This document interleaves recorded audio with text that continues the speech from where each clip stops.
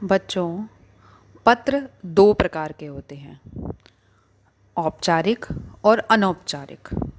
औपचारिक पत्रों को अंग्रेज़ी में फॉर्मल कहा जाता है और अनौपचारिक पत्र को अंग्रेज़ी में इनफॉर्मल लेटर कहते हैं। औपचारिक पत्र हम किसी मुख्य अधिकारी को, सरकारी शासन तंत्र में प्रधानाचार्य को, नौकरी प्राप्त करने के लिए, शिकायत करने के लिए, कहीं सुधार चाहने के लिए, किसी दुकानदार से पुस्तकें मंगवाने के लिए, स्वास्थ्य अधिकारी के लिए को, बैंक के मैनेजर को और किसी एक विभाग से दूसरे विभाग को लिखते हैं। इन सभी प्रकार के पत्रों को हम औपचारिक पत्र कहते हैं और इनको लिखने का तरीका अनौपचारिक पत्रों से बिल्कुल भिन्न होता है। दूसरी प्रकार के पत्र जो हैं उनको हम अनौपचारिक पत्र कहते हैं, जिसे अंग्रेज़ी में इनफॉर्मल लेटर भी कहा जाता है। इन पत्रों को मुख्य रूप से हम अपने मित्रों को, संबंधियों को लिखते हैं और इस प्रकार के पत्रों को पारिवारिक या अनौपचारिक पत्र भी कहते हैं। औपचारिक पत्रों को लिखते समय हमें कुछ बातों का ध्यान रखना होता है। किसी भी पत्र के 3 मुख्य हिस्से रहते हैं: संबोधन, अभिवादन और समाप्ति, जिनके आपको भिन्न भिन्न अंक बोर्ड की परीक्षाओं में और विद्यालय स्तर की परीक्षाओं में अंक विभाजन के दौरान अंक दिए जाते हैं। तो सबसे पहले बच्चों को संबोधन के को चुनने में कि किस प्रकार से पत्र की शुरुआत की जाए, इसमें थोड़ी सी दिक्कत रहती है। इस प्रश्न का उत्तर आपको आपके दिए गए प्रश्न में ही मिलता है। मान लीजिए आपको पेपर में प्रश्न आया कि आपको पुस्तक विक्रेता को पुस्तकें मंगवाने के लिए पत्र लिखना है, तो निश्चित रूप से आप पुस्तक विक्रेता जो है उनका नाम तो नहीं लिखेंगे। पुस्तक स्टोर पर काम करने वाले स्टोर का नाम भी नहीं लिखेंगे। तो आप क्या लिखेंगे? आप लिखेंगे श्रीमान व्यवस्थापक महोदय, क्योंकि वहाँ पर कोई ना कोई उस चीज़ को की व्यवस्था करने के लिए बैठा हुआ है। इसी तरह से क्षेत्र की सफाई के लिए नगर निगम के स्वास्थ्य अधिकारी को पत्र लिखे। यह आपके प्रश्न में ही दिया गया है, तो आपने इस पत्र को स्वास्थ्य अधिकारी को लिखना है। इसी प्रकार आपके क्षेत्र में यदि बिजली संकट से उत्पन्न कोई कठिनाइयाँ आ रही हैं, तो आप दिल्ली विद्युत बोर्ड के अध्यक्ष को पत्र लिखेंगे, अर्थात अध्यक्ष महोदय, सेवा में अध्यक्ष महोदय। अपने क्षेत्र में डाक वितरण की समस्या का उल्लेख करते हुए डाकपाल महोदय को अगर पत्र लिखने का प्रश्न आता है, तो आप लिखेंगे श्रीमान डाकपाल महोदय। इसी प्रकार यदि आपके क्षेत्र में बसों की कुव्यवस्था के बारे में दिल्ली परिवहन निगम के अध्यक्ष को पत्र लिखना है, तो सेवा में श्रीमान अध्यक्ष महोदय।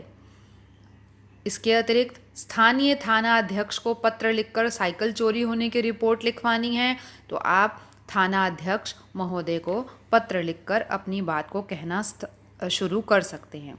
हाँ, एक और प्रकार के पत्र आपको पेपर में पूछे जा सकते हैं, जो होते हैं समाचार पत्र के संपादक के नाम पत्र।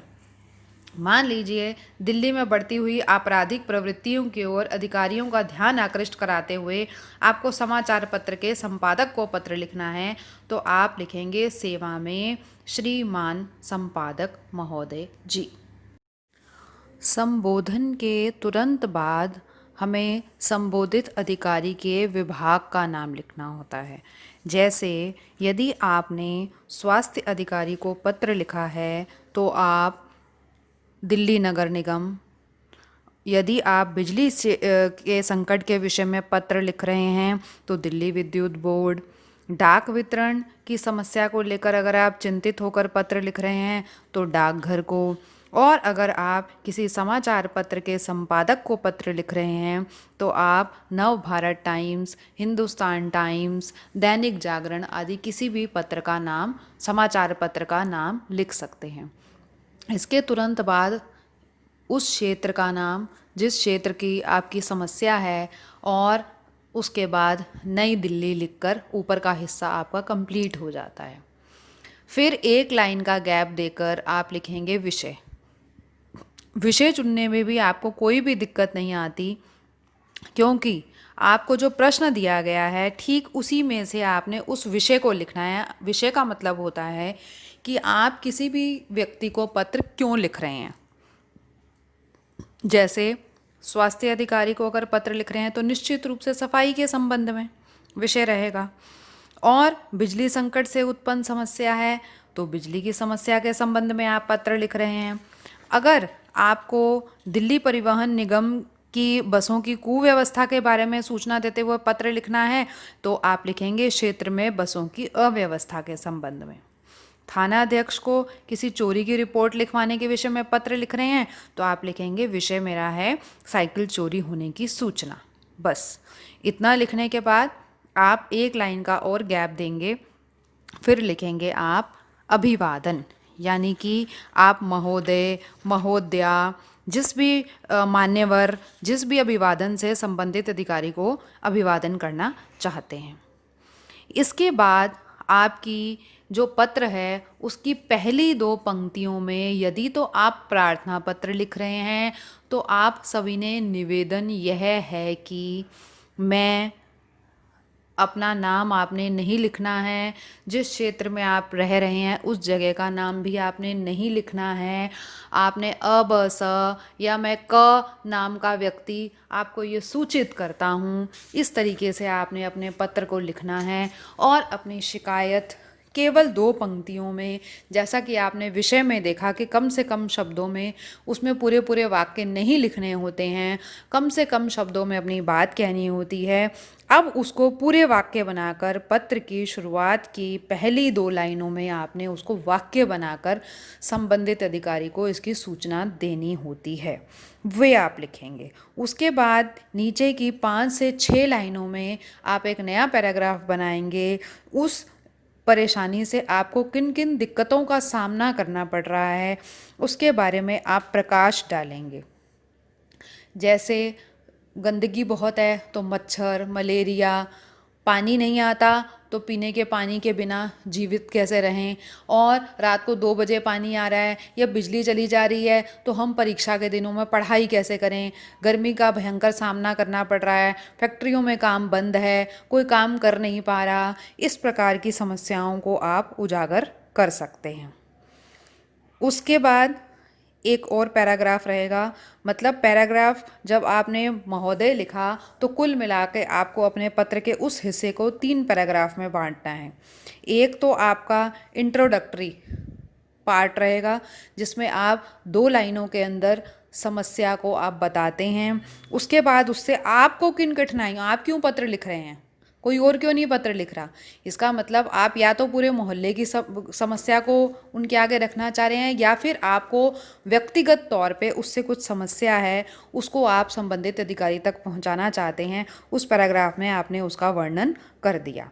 अब नीचे की 2 लाइनों में विशेष रूप से आपको ध्यान देना है, जिसमें अक्सर आपकी गलतियां पाई जाती हैं। अगर आप बसों की कुव्यवस्था के विषय में अध्यक्ष महोदय को पत्र लिखते हैं तो आप लिखते हैं कि हमारे क्षेत्र में बस लेकर आएंगे। जी नहीं, बिल्कुल गलत। संबंधित अधिकारी उच्च अधिकारी हैं, वे बस खुद चलाकर नहीं आएंगे, वे अपने ड्राइवर, कंडक्टर इन सबको सूचित करेंगे। ठीक है। अगर आप स्थानीय थाना अध्यक्ष को पत्र लिख रहे हैं तो आप लिखते हैं जल्दी से जल्दी हमारी साइकिल ढूंढ दें आकर। जी नहीं, बिल्कुल गलत। वे संबंधित अधिकारी आपकी साइकिल को ढूंढेंगे नहीं, अपने डिपार्टमेंट के लोगों को आपकी साइकिल को ढूंढने के लिए आपके पास भेजेंगे। इसके अतिरिक्त यदि आप बिजली संकट से उत्पन्न कठिनाइयों का सामना कर रहे हैं तो आप लिखते हैं कि अध्यक्ष महोदय तुरंत आकर हमारे यहाँ की बिजली की तारों को ठीक करें। बिल्कुल गलत तरीका है, आप ऐसा नहीं लिखेंगे। आप लिखेंगे कि आप अपने कर्मचारियों को जल्द से जल्द भेजकर हमारी समस्या का समाधान करवाएंगे। करवाएंगे, करेंगे नहीं, फिर बोल रही हूँ, करवाएंगे, करेंगे नहीं। इसके बाद एक लाइन छोड़कर आप लिखेंगे धन्यवाद या धन्यवाद। उसकी अगली लाइन में गैप नहीं देना है। भवदिया, क्योंकि आप एक गर्ल हैं, लड़की हैं, या फिर प्रार्थना कर रहे हैं तो प्रार्थी। उसके नीचे आप लिखेंगे अ ब स। अगर आप प्रधानाचार्य को भी पत्र लिख रहे हैं, परीक्षा भवन में बैठकर, एग्जामिनेशन में बैठकर, रियल पत्र नहीं है, तो आपने अपना नाम, अपना पता, अपना रोल नंबर कहीं पर कुछ भी मेंशन नहीं करना है। इस बात का विशेष ध्यान रखेंगे।